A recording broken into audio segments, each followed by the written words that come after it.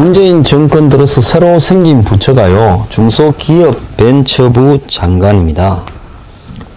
40대의 젊은 사람을 중소기업벤처부 장관으로 이렇게 알렸는데요.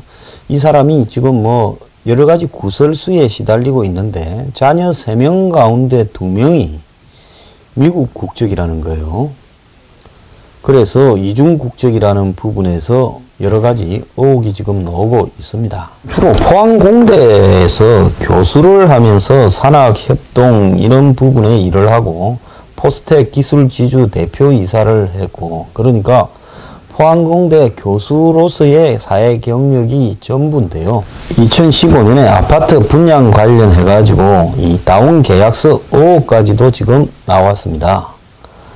그런데 이런 것들은 이제 그렇다 치고요, 항상 나오는 거니까. 근데 이 사람이 이제 느닷없이 지금 이승만의 건국을 찬양하고 독재를 두둔했다 해서 지금 정의당부터 다 나서서 지금 문제를 제기하고 있습니다.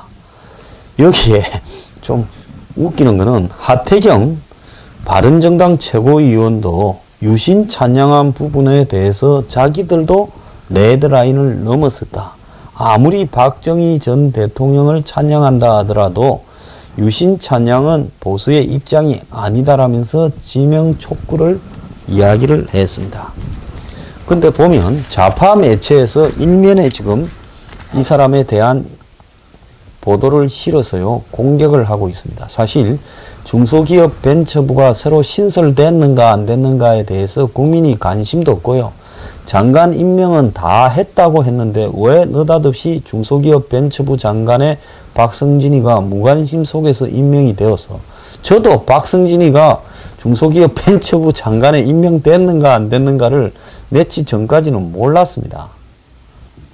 그러니까 정부 조직 개편을 한다고 문재인 정부가 과거의 정부에 있던 조직의 장관은 그대로 임명을 했고, 자기들이 새로 신설한다라는 이 중소기업벤처부 장관은 정부 조직법 개정이 지난번에 통과가 되어가 임시국회에서, 그래서 그 통과에 의해서 그 법이 발표되고 난 다음에 이제 시간을 두고 장관을 임명하다 보니까 이런 사태가 발생을 한 거죠. 부산 출신의 포항공대 교수인데요. 줄을 이 정권의 젊은 친구가 잘 섰구나 했는데 느닷없이 지금 폭탄을 맞았습니다. 이 사람이 1948년 정부 수립을 건국이라고 보고 이승만 정부 당시 자유민주주의 체제 수립을 위해 독재가 불가피했다고 주장한 연구 보고서가 작성되었다고 합니다.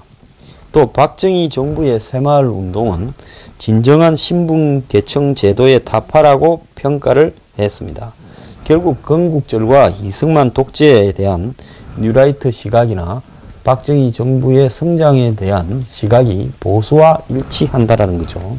그래서 보수 정권에서 이런 시각을 가진 사람이 중소기업벤처부 장관을 후보자였다면 아무런 문제 없이 통과되고 아마 더불어민주당에서 좀 떠들었을 건데, 더불어민주당 정권에서 임명한 사람이 이런 것을 가지고 있다고 하니까 지금 좌파 매체들이나 정의당이나 좌파 쪽에서 야단이 나버린 겁니다. 이 사람은 2015년 2월 27일 이런 내용을 담은 미래를 위한 대학교 교육 모델 창출이라는 연구 보고서를 학교에 제출했다고 하는데요. 연구 보고서가 제출된 시점이 박근혜 정부에서 8월 15일 건국절 제정을 해야 된다는 것과 역사 교과서를 논란을 불러일으켰을 때라는 겁니다. 그러니까 이 사람이 지금 포항공대 아닙니까? 포항공대는 포스코하고 연결되는 거 아닙니까? 그럼 포항제철은 박정희 대통령 때 박태준 씨를 만들어서 박태준 씨가 정권을 가지고 키운 한국의 한마디로 이 개발 독재 시대를 상징하는, 불균형 성장을 상징하는 대표적인 기업입니다. 그 기업에서, 국영기업에서 만드는 대학이 포항공대고요. 그러면 포항공대 교수가 이런 사고를 가지는 것은 지극히 자연스러울 수 있는 자기 태생, 집안에 대한 내력이라는 거예요. 포항공대에서 만약 이거하고 반대되는 생각을 가졌다고 하면 집안의 내력과 잘 안 맞는 사람이기 때문에 사생하지요. 그러면 집안의 내력에 맞는 사람인데 문제는 이 사람이 집안의 내력에 맞게 살기에 박근혜 정권에서 한 자리나 하지 어찌하여 끈을 문재인 정권에 잘못됐다가 그래도 장관까지 임명되는데 아무나 그냥 수첩 보고 니 해라고 시켰겠습니까? 그러지 않지요. 장관까지 올 정도면 캠프 안에 깊숙하게 건대가지고 대선 때도 뭐 좀 역할하고 이래서 장관 자리 하나 떨어진 거 아니겠습니까? 그래서 보수진영 일각에서는 지금 1919년이나 48년이냐 어느 것이 대한민국 건국이냐라는 논란이 많은데 이 박 후보자는 보고서에서 자유민주주의를 알지 못하는 한국 사회에서 자유민주주의의 정치체제를 만들기 위해 독재 외에 다른 대안이 있었겠느냐라고 이승만 전 대통령을 두둔하며 조봉암 제거 사건을 언급을 했다는 겁니다. 조봉암 씨라고 하면 진보당 당수를 지낸 인물로 이승만 정권에서 노동부 장관까지 하다가 간첩으로 몰려가 사형을 당했지요. 또 박 후보자는 박 전 대통령의 정신세계는 조국 근대화에 대한 열망이라고 평가하면서 공학적인 접근, 즉 선택과 집중이라는 특정한 분야, 중화학공업 분야, 기계 분야를 집중적으로 밀어준다. 그거 했죠. 그래서 제가 불균형 성장 전략이고 어쩔 수 없었던 부분으로 저는 생각을 합니다. 그리고 유신과 중화학공업 이런 부분은 결국은 대중경제론이라고 불리우던 김대중이나 야당 쪽에서 갖고 있던 정책과는 대비되는 부분인 겁니다. 그래서 이런 박정희 전 대통령의 경제성장론을 지지하는 입장을 보였다는 거고요. 일본 일제 장교를 통한 일본과의 비교에서 일본이 하면 우리도 할 수 있다라는 이 대목에서 일본군 장교로 복무한 박정희 전 대통령의 경력을 미화한 것으로 해석될 수 있다라는 거고 국민 정신 개조 운동이 새마을 운동이고 진정한 신분 계층 제도에 타파다 라고 이야기를 한 것도 지금 문제가 되고 있다는 겁니다. 그래서 박 후보자는 해당 보고서는 공학도로서 산업 일꾼 양성을 주제로 한 연구 용역과 관련된 것이고 이에 대한 평가를 하다 보니 이승만, 박정희 전 대통령 두 사람에 대해서만 평가하게 됐다라는 해명을 하고 있습니다.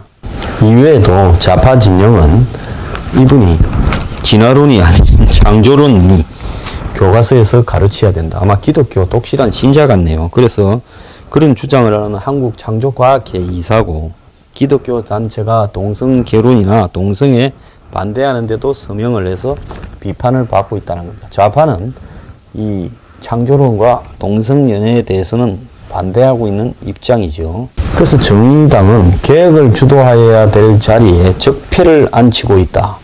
당장 쫓아보내야 된다. 이렇게 이야기를 하고 있습니다. 박성진 장관 내정자는 박근혜 정권에서 한자리를 하지 어찌하여 끈을 잘못 찾아서 거기다가 갖다 댔다가 자기 모순에 빠졌는지 모르겠습니다. 제가 볼 때 아마 이 정권에서 가장 신성시하는 부분을 건드렸기 때문에 장관이 되기는 어려울 거니까요. 오늘 그냥 던져버리길 바랍니다. 자, 이 노후 빈곤에 대해서 이야기를 좀 하겠는데요. 제가 한번 기초연금을 20만 6천 원에서 25만 원을 준다고 전체 한 70%가 받고 있는 걸로 알고 있는데 노인 빈곤 문제가 해결되는 게 아닙니다. 그런데요. 아동이나 보육이나 육아나 그 다음에 학비나 청년 일자리나 청년 수당이나 이런 것들은 목소리가 높아서 신경을 많이 쓰는데요. 정권이 사실상으로 노인들이 대부분 보수적인 성향의 투표 성향을 갖고 있기 때문에 이 노인 빈곤에 대해서는 사실은 좀 무관심합니다. 한국의 노인 빈곤율이 절반쯤 된다는데 50% 전체 노인의 이런 부분에 대해서 우리 보수층에서도 반성해야 될 부분이 있어요. 노인 빈곤율이 높은 것은 과도기적인 일시적 현상이다. 지금 노인들 중에 국민연금이나 의료보험이나 이런 부분에 제대로 들어가지 못한 사람들이 있어서 빈곤율이 높아 보이지만은 국민연금 수급액이 늘고 퇴직연금이 정착할 때는 노인 빈곤율이 현재보다 상당히 떨어질 거라고 보수층의 주류 경제학자들은 이야기를 하고 있습니다. 정말 이렇게 말하는 놈들 진짜 나쁜 놈들입니다. 제가 진짜 나쁜 놈이라고 확신이 들 때는 이렇게 말을 하는데 오늘 또 보수 언론 하나가 그렇게 보도를 하고 있습니다. 자, 제가 생각을 할 때는요. 지금 일자리가 현재의 노인들 젊었을 때보다 한 20년 전보다 많습니까? 적습니까? 현재 노인분들이 한참 일할 때보다 일자리가 많습니까? 적습니까? 훨씬 적어지고 있죠. 정규직 일자리가 그때보다 많습니까? 적습니까? 훨씬 적어지고 있죠. 대부분이 비정규직이거나 하청이거나 알바거나 파트타임으로 전락해가고 있는 상황에서 앞으로 지금 젊은 세대들이 노인이 될 때는 국민연금 수급액이나 퇴직연금이 정착할 거라고 생각을 합니까? 오히려 지금 젊은 사람들이 일자리가 없어가지고 그때가 되면 지금에 받는 국민연금이나 퇴직연금만큼도 못 받을 거다라고 저는 보고 있습니다. 일본의 하류 노인이라는 책을 쓴 후지타 다카노리라는 작가가 한국에 왔는데요. 이 사람은 자기가 쓴 책에서 빈곤한 일본 노인의 하루를 아주 상세하게 묘사하고 있습니다. 일본의 저소득 노인이 19%라는 건데요. 이 사람들은 그야말로 정부가 지원하는 기초생활 수급 정도의 소득으로 살아가는 노인들입니다. 그런데 이 사람이요, 많은 사람들이 일본 노인들을 보면서 축적해 놓은 돈은 많고 흔히 일본의 노인들이 제일 부자다. 저축을 엄청나게 가지고 있다. 그래서 친구들과 그리고 여행을 하면서 취미로 여생을 즐기다가 행복하게 인생을 마무리한다 하지만은 이 사람은 일본의 노인이 전혀 그렇지 않다라는 겁니다. 평범한 사람도 갑자기 빈곤 노인이 될 수도 있고 병이나 사고로 갑자기 의료비 부담이 늘고 비정규직 증가로 성인이 된 자식까지도 40, 50 된 자식까지도 부양을 하면서 또는 치매로 인해서 사기를 당하고 황혼 이혼으로 재산 분할하고 이러다 보니까 일본의 저소득층 노인이 1000만 명 사이로 이렇게 추정된다는 거고요. 이런 하류 노인의 3대 특징이 산무라는 겁니다. 수입이 없고 저축이 없고 의지할 사람이 없다라는 겁니다. 가장 큰 특징은 딱히 수입이 없다라는 점인데요. 일본의 노인연금이 점점 줄어든다는 겁니다. 혼자 된 노인이 한 달에 필요한 돈이 일본에서는 약 14만엔 140만 원인데 한국 돈으로 고령층의 60, 70%가 100만 원 미만을 받고 있다는 겁니다. 그러니까 부가적으로 돈을 마련해야 일본 같은 부유한 사회에서도 노후에 생활할 수 있는데 어떻게 되겠지 하고 낙관적으로 생각하다가 문제에 지금 빠져 있다는 겁니다. 충분한 저축이 없다는 것도 특징인데요. 일본 사회에서는 노후에 대비해서 저축하자라는 것이 항상 강하게 주장되어 왔는데도 2008년 금융위기 이후에 저축을 아예 할 수 없는 노인층이 늘어나고 있어서 일본 고령자 가운데 저축 없음이라고 대답한 사람이 16.8%나 된다는 겁니다.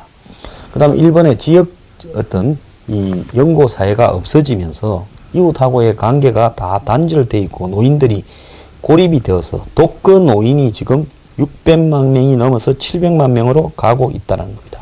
그래서 사회 안전망이 무너져 가고 있는데 이제는 일본 노인들이 자력으로 자기들 문제를 해결할 수 없기 때문에 사회가 개입해야 되는데 이런 식으로 저소득층 노인을 방치하면 사회가 나중에 커다란 문제를 짊어지는데 한국은 일본과 비교해서 더 심각하다는 겁니다.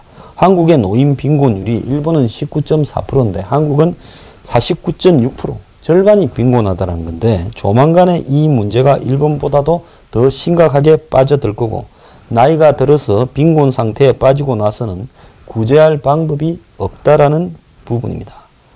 그래서 이런 문제에 대해서 일본에서는 지금 매우 심각하게 바라보는데 OECD 노인 빈곤율이 12.6%인데 한국은 49.6%라는 데 대해서 한국의 보수 언론들은 OECD의 4배라는 부분이 착시 효과라면서 오늘도 앞으로 국민연금과 퇴직연금이 늘어날 거니까 지금 과도기적으로 국민연금이 없던 시대에 퇴직연금이 없던 시대에 사람들이 겪고 있는 문제일 뿐이다라고 거짓말을 하고 있습니다.